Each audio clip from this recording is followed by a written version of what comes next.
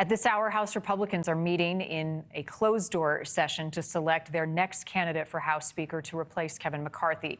Top candidates, as you have seen, include Representatives Jim Jordan and Steve Scalise. Jordan and Scalise outlined their visions in a candidate forum, but they appeared to split the vote among their Republican colleagues. Joining me now, Julia Manchester, national politics reporter from our partners at The Hill. Okay, so Julia, where do things stand right now? Who has the votes?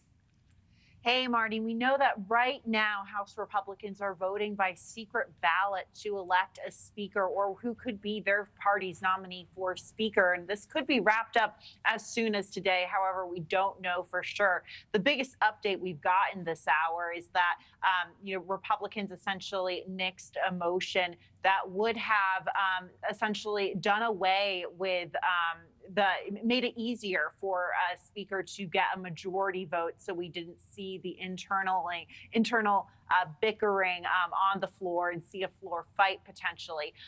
That motion that was nixed, the nixing of that motion seems that it would potentially benefit Steve Scalise.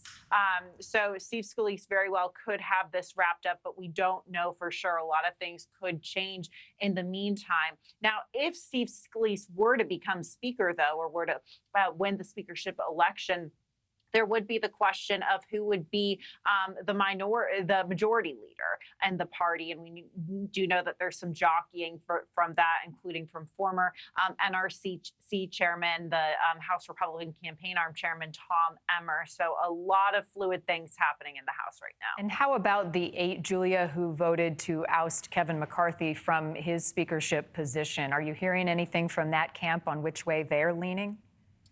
Not yet. We know that a lot of those members, it seems that they've kept relatively quiet, or at least they're keeping their cards close to them when it comes to which way they are leaning.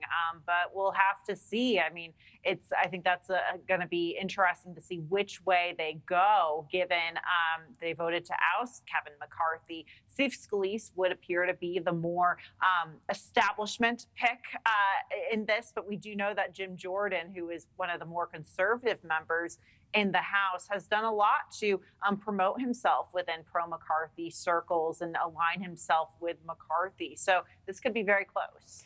And they're making their case, but both have basically said it's not a job either of them wanted. What is their pitch to their fellow Republicans that one or the other may be better to take this task, especially given what we're seeing in Israel? Right.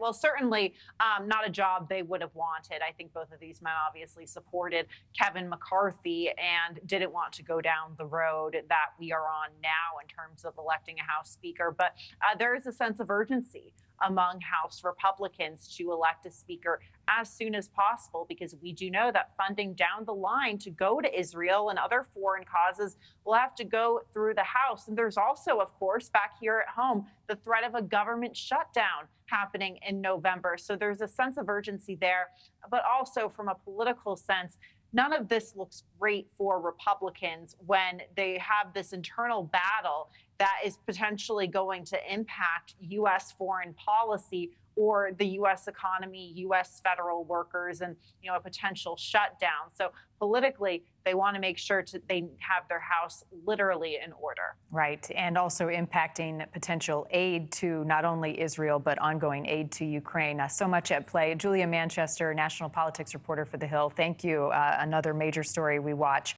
amidst this breaking news. Thank you for watching. Go to newsnationnow.com to find NewsNation on your television provider. And don't forget to click the red subscribe button below to get more of NewsNation's fact-driven, unbiased coverage.